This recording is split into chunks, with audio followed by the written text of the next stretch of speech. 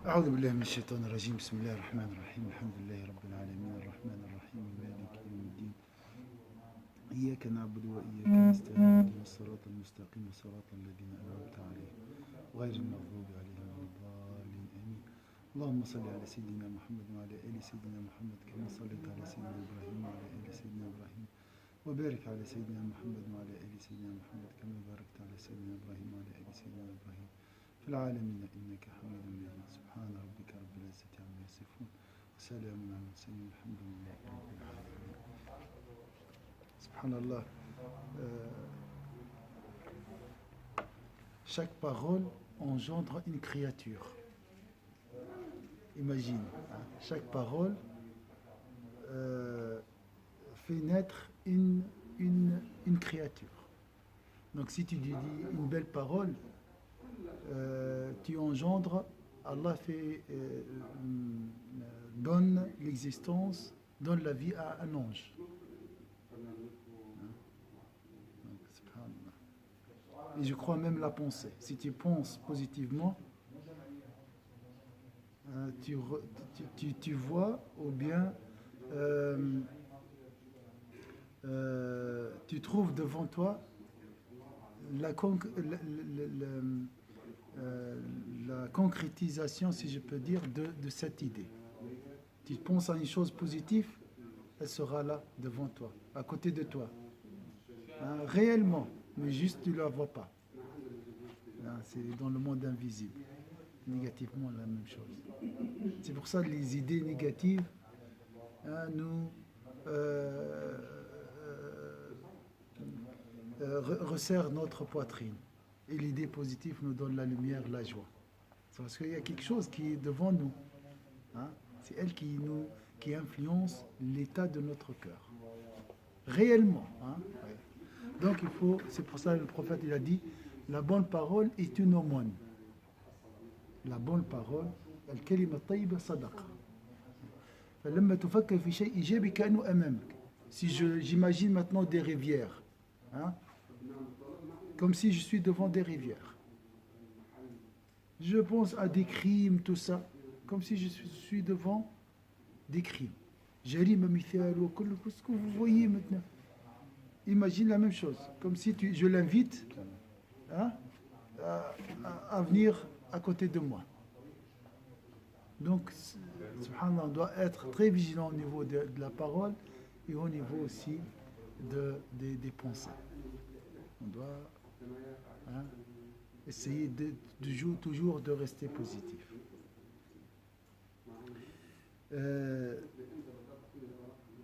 Bien sûr, la meilleure parole, c'est la parole d'Allah, Azza wa Jalla, le hadith du prophète, sallallahu alayhi wa sallam, et tout ce qui est lié à ces paroles. Sayyidina Uthman, le dévot débordant de bonté. Aujourd'hui, on va voir l'adoration de Sayyidina Uthman, les dévotions. Sayyidina Uthman, le dévot. Est-ce que le mot clair, le dévot? Celui qui adore. Hein? L'abd, l'ibadat. Hein? Les qualités méritoires de Sayyidina Uthman sont si nombreuses qu'on ne saurait les dénombrer. Elles reflètent toute son inclination pour le bien et son esprit chevaleresque. Nous nous contenterons de citer deux d'entre elles qui le caractérisent au mieux, la bonté et la dévotion. Al-ihsan, al-tiba et dévotion à l'ibad. Deux qualités, la bonté et la dévotion. La bonté, la miséricorde et la compassion sont des qualités qui distinguent le prophète sallallahu alayhi wa sallam. Qui peut me répéter ces qualités? On a dit la bonté, l'adoration, la miséricorde, la compassion, al-ra'fa. Dieu dit, il vous est venu un messager issu de vous, ce que vous endurez lui pèse. Pas seulement Allah, il est au courant. Le prophète sallallahu alayhi wa sallam, il est au courant si tu souffres. hein, il est plein de bonté.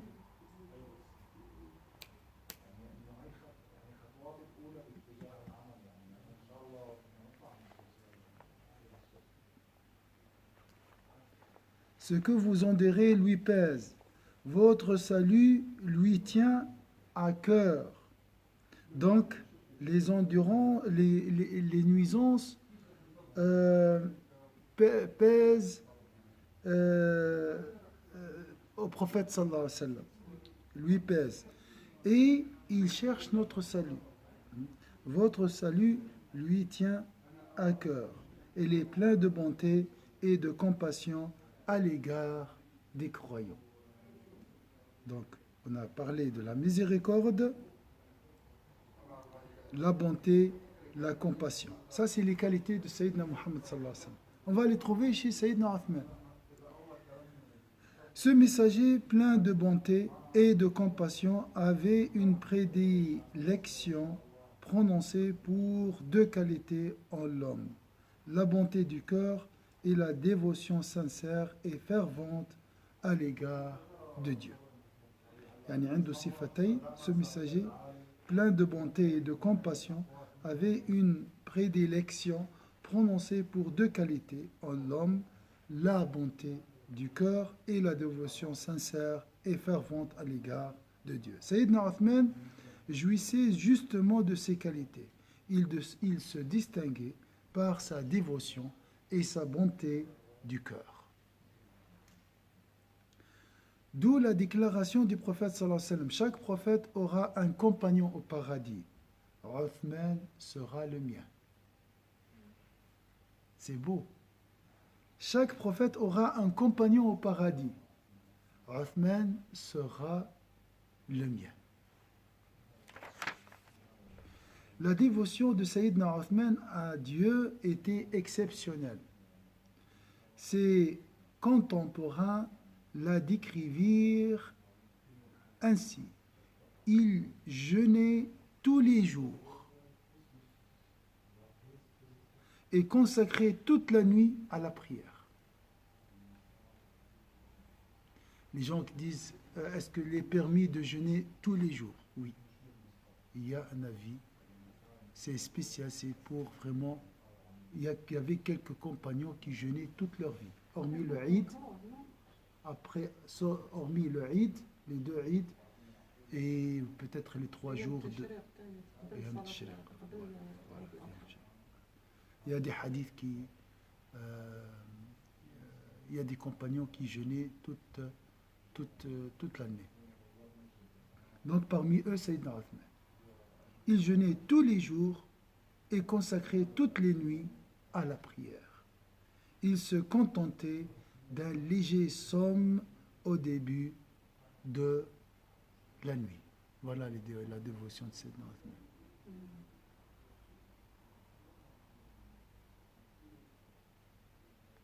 Sayyidina Uthman pratiquait continuellement le jeûne, alors que sa maison regorgeait des mets les plus variés et les plus succulents.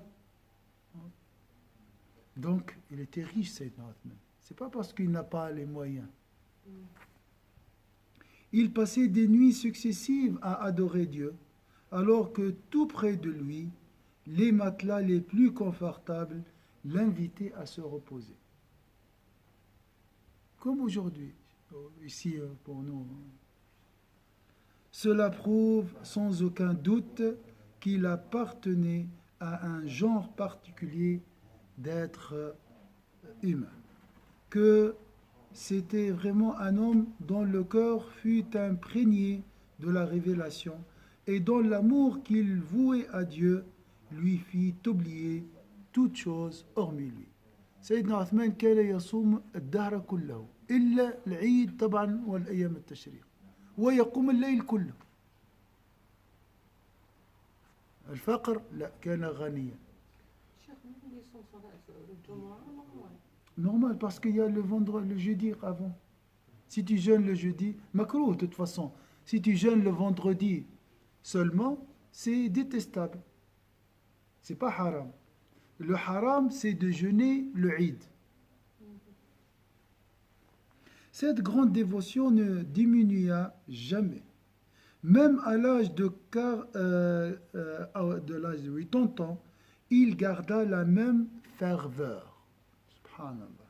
Vous savez, il était assassiné alors qu'il était en état de jeûne, le dernier jour de sa vie, en récitant le Coran. عبادة سيدنا عثمان. قال شنو لو كان فيه رفيق لكل نبي مرافق ورفيقي في الجنة سيدنا عثمان سيدنا رسول الله صلى الله عليه وسلم. سيدنا عثمان الذي يصلح واحد يعمل عليه خطبة جمعة حقيقة يعرف به سبحان الله. On a besoin de cet homme, on a besoin de cette bonté, d'adorer plus Allah Azza wa Jal, hein, de pleurer comme Sayyidina Uthman, d'être humble, pudique comme Sayyidina Uthman, subhanallah, on a besoin de lui. Subhanallah. Il garda la même ferveur, yani moi, بنفس الروح, la même abnégation. Son tempérament, misage, sa nature, tabi'atu, le portait au bien et le préservait dans la pureté, même avant sa conversion à l'islam. Hatta qabl l'islam, même avant l'islam, il était vraiment persévérant, pudique, bon, subhanallah. Ce passé pur et saint. Ce passé pur et saint, Sayyidina Uthman le considérait comme une grâce divine et ne cessait de l'évoquer. Il disait, je n'ai jamais volé, je n'ai jamais forniqué, ni avant, ni après ma conversion à l'islam. لا سرقت وما زنيت لا قبل الإسلام ولا بعده. شوف الطيبة هذه. Hein? Oui, l'innocence, subhanallah. Moi, c'est comme un enfant innocent, comme ça. Allah yalim, subhanallah. Très beau, Sayyidina Uthman. Jamil wa tayyib wa raqiq. Il est très délicieux, subhanallah. Très doux, Sayyidina Uthman. Après sa conversion, son attachement à Dieu était basé sur une mûre réflexion au sujet de la nature de cette relation. Il aspirait de toutes ses forces, par le cœur et l'esprit, à communiquer avec Dieu. يناجي ربه بعد إسلامه ويحب مناجاة صادقة مع الله عز وجل. Le Coran était le message de Dieu qui indique aux croyants leur mode de vie et leur façon de l'adorer. Il s'y attacha avec passion. Il s'attachait à la parole d'Allah. Il lui est arrivé de passer une nuit tout entière à accomplir une prière de 2 rak'at seulement, tellement son âme était absorbée par la récitation méditative du Coran. Donc, 2 rak'at. ليلة كاملة ركعتين. لماذا؟ يتأمل. Il méditait. Lorsque les insurgés, dans leur colère violente et aveugle, envahirent sa demeure voulant l'assassiner, il ne lui importait que de rendre l'âme avec sur les lèvres la parole de Dieu et entre les mains un exemplaire du Coran. Donc, il était bien sûr assassiné. Le plus important pour lui, c'était quoi? C'est de dire, d'invoquer Allah Azza wa Jal et d'avoir le Coran entre les mains. أهم شيء بالنسبة لي وهم يقتلونه كان يقرأ القرآن وبين يديه كتاب الله. Sa passion pour le Coran ne s'arrêtait pas à la récitation de ces versets. Elle consistait surtout à appliquer ses préceptes. Pour lui, le Coran représentait l'argument majeur qui coupe court à toute discussion. Au début de l'insurrection menée contre son autorité, c'est juste l'insurrection, menée, ou bien l'insurrection menée contre son autorité, il répondit à quelques personnes venues dialoguer avec lui, si vous découvrez des versets qui indiquent que je dois être enchaîné, faites-le. Je répète, قالوا لو تجدوا آية تسلسلني في السلاسل ماني خليفة أنا تأتوني بآية تجعلني في السلاسل يعني سجين ائتوني بها وسلسلون واسجنون. Donc si vous découvrez des versets qui indiquent que je dois être enchaîné, donc coupable, hein, faites-le. Le Coran était son guide et son modèle, d'où l'authentique dévotion qui le caractérisait. Il répétait souvent un verset qui l'impressionnait particulièrement. Propose-leur la parole de la vie en ce bas monde. Elle est semblable à cette eau que nous faisons descendre du ciel et dont les plantes s'imprègnent un instant pour se transformer ensuite en chaume à la merci des vents, car la puissance de Dieu n'a point de limite. Voilà, la vie c'est quoi? C'est une plante qui après se transforme en chaume donc comme le blé le jaune, donc avant elle était verte, c'est ça la vie, hein? Transformation d'une plante verte à une plante sec, hein? Ce verset indique la réalité de la vie en ce bas monde, afin que ceux qui s'y attachent se libèrent de sa séduction. C'est comme ça la vie, hein? Elle donne, après elle retire. C'est bien fait. En vérité, elle n'est qu'illusion. Wahm. Khadra, elle est verte, tout ça, après c'est la mort, hein? Une existence éphémère qui ne tardera pas à disparaître. Donc il aimait beaucoup Sayyidina Othman, ce verset. Je répète le verset, propose-leur la parole de la vie en ce bas monde. Elle est semblable à cette eau que nous faisons descendre du ciel et dont les plantes s'imprègnent un instant pour se transformer ensuite en chaume à la merci des vents, donc porté par les vents, hein? Subhanallah. Car la puissance de Dieu n'a point de limite. واضرب لهم مثل الحياة الدنيا كماء أنزلناه من السماء فاختلط به نبات الأرض فأصبح هشيما تذروه الرياح. Porté par le un milliardaire ou un pauvre. À la fin, c'est quoi? Rien. Million. Porté par le vent. Tout. Mais attention, le bien nous accompagnera dans nos tombeaux comme le mal aussi.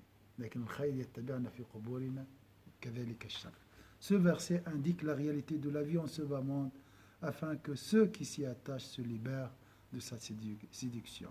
En vérité, elle n'est qu'illusion, une existence éphémère qui ne tardera pas à disparaître, tel le chaume à la merci des vents.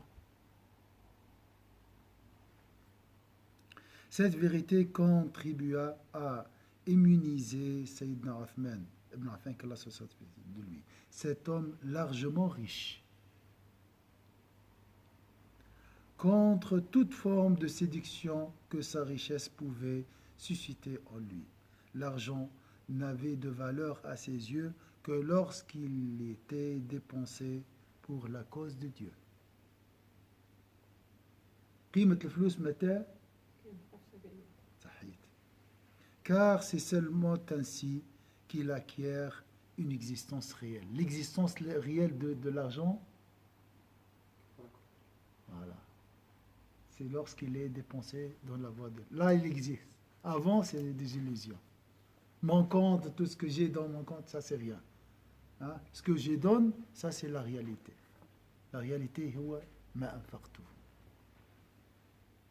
Car c'est seulement ainsi qu'il acquiert une existence réelle, puisque relative à une récompense énorme et éternelle. Ceci explique tous ces actes de générosité. Comme nous l'avons vu, il avait acheté à lui seul la source de Roum. Ça, c'est une source. On a vu cette histoire. Pour la consacrer à l'usage public et avait dépensé des sommes énormes pour équiper l'armée de l'épreuve. Donc cette générosité est basée sur sa conviction. La vie, c'est quoi? À la fin, c'est quoi? Elle se transforme en chaume à la merci des vents. C'est rien. Donc je dois la dépenser. L'argent existe lorsque les biens existent réellement lorsque tu les dépenses. المال يوجد حقيقة يصبح له وجود حقيقي لما تنفقه. مفهوم آخر هذا. Hein? Nous, on veut garder. Hein? C'est ça l'idée. أنفق على جيش العسرة اشترى بئر رومة وأنفقه ووزع ماءه على الفقراء. Il s'était engagé à affranchir un esclave par semaine en l'achetant à son maître au prix le plus fort pour le libérer ensuite, et ce, sa vie durant. Durant sa vie, chaque semaine, il affranchit un esclave. On a parlé de la dévotion, maintenant on parle de quoi? On a dit deux qualités. La bonté. كل أسبوع يحرر عبدا أو أمة بأغلى ثمن يطلبه صاحب السيد. Dès qu'il apprenait que les commerçants monopolisaient certains produits ou qu'ils les vendaient à des prix exorbitants, il inondait le marché des mêmes produits qu'il commandait pour mettre un terme aux méfaits du monopole. Dévotion, bonté, intelligence, économique, dans tous les domaines. Pourquoi? Parce qu'il a la lumière d'Allah. Il a cette lumière par laquelle il marche, grâce à laquelle il marche parmi les gens. Il voit tout. Il voit la beauté, il voit ce qu'il doit changer, il voit tout. Il a le discernement. عنده الفرقان عنده نور البصيرة. قال ماذا يأتي واحد يحتكر البضاعة مونوبول. ماذا يأتي ببضاعة ويعوم السوق بها حتى يقضي على هذا الاحتكار. Je regardais cette intelligence, subhanallah. C'est une intelligence du cœur. Lorsque ces caravanes revenaient du Yémen ou de Syrie, chargés de multiples marchandises, les commerçants de Médine et de ses alentours s'empressaient auprès de lui pour les lui acheter. Sayyidina Othman les soumettait alors à des négociations singulières et passionnantes pour leur signifier que rien de ce monde ne devrait avoir de valeur aux yeux du croyant. Laissons d'ailleurs Abdallah ibn Abbas nous raconter les termes de l'une de ces négociations. Il négocie, mais il n'oublie pas Allah Azza wa Jal. Il veut aussi négocier et éduquer, enseigner. Il ne faut pas oublier Allah. Vous êtes des croyants.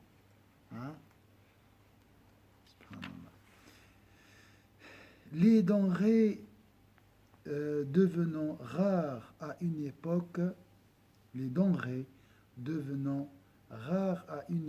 califat de Sayyidina Abu Bakr. Je ne sais pas, denrées, ça c'est quoi les denrées? Alimentaire, c'est la nourriture. La nourriture, voilà. الأكل يعني قل في زمن سيدنا أبو بكر. Ce dernier rassura les gens en leur promettant un afflux de vivres le jour suivant. Le lendemain, قال لهم غدا يأتي الخير يعني. Le lendemain matin, une caravane appartenant à Sayyidina Othman arriva. Les commerçants se précipitèrent sur ce dernier, chacun d'entre eux lui proposant l'achat de toute la caravane. Je vois le monopole ici. Il essaie de... Hein. Que me proposez-vous comme bénéfice? Commença-t-il. On voit l'intelligence déjà. Hein. 12 pour 10, lui répondit-on. On m'a proposé un prix bien meilleur, répliqua-t-il. Alors, 15 pour 10, 15 peut-être dirhams ou 15 dinars par 10 pièces ou 10 produits. Lui proposa-t-on de nouveau. On m'a proposé un prix bien meilleur, reprit-il. Mais qui t'a proposé une offre supérieure à la nôtre? Lui demandèrent-ils. قال لهم 15 على 10 يعني 15 درهم ل 10 مثلا منتوج أو شيء. قال لهم لا في واحد أعطاني أكثر. يعلم, il enseigne ici, hein? Subhanallah. Mais qui t'a proposé une offre supérieure à la nôtre? Lui demandèrent-ils. Nous représentons les seuls commerçants de Médine. Tous les commerçants sont là. Hein? Qui t'a proposé une offre supérieure? Sayyidina Othman leur déclara, c'est Dieu. Il m'offre le décuple pour chaque dirham. Avez-vous un meilleur prix à me proposer? Puis il ajouta, sachez que j'ai fait don de toutes les marchandises de cette caravane aux pauvres de Médine. Hein? Il veut combattre l'égoïsme et l'avarice de ces commerçants. Sachez que je... كل هذه البضاعة لفقراء المدينة. Subhanallah. Sans rien leur demander en retour. Là-dessus, les commerçants ne trouvèrent rien à dire et s'en allèrent. Parce que si tu décuples ici, multiplie, donc, si j'ai bien compris, c'est Dieu, il m'offre le décuple pour chaque dirham. Donc Allah multipliera la récompense. Chaque dirham est multiplié, je ne sais pas, par décuple 10, hein? Voilà, fois 10, et même plus. Hein? Donc, voilà Sayyidina Othman, le bon et le dévot, Inch'Allah. Est-ce que vous voulez ajouter quelque chose? Allah nous rassemble avec lui, fi al-aliyin, Inch'Allah. Hein? Si tu es avec Sayyidina Othman, si Allah te donnera la compagnie de Sayyidina Othman, ça veut dire quoi ça? C'est la compagnie de Sayyidina Muhammad, parce que Sayyidina Muhammad, on finit avec cette belle parole. Chaque prophète aura un compagnon au paradis. Othman sera le mien.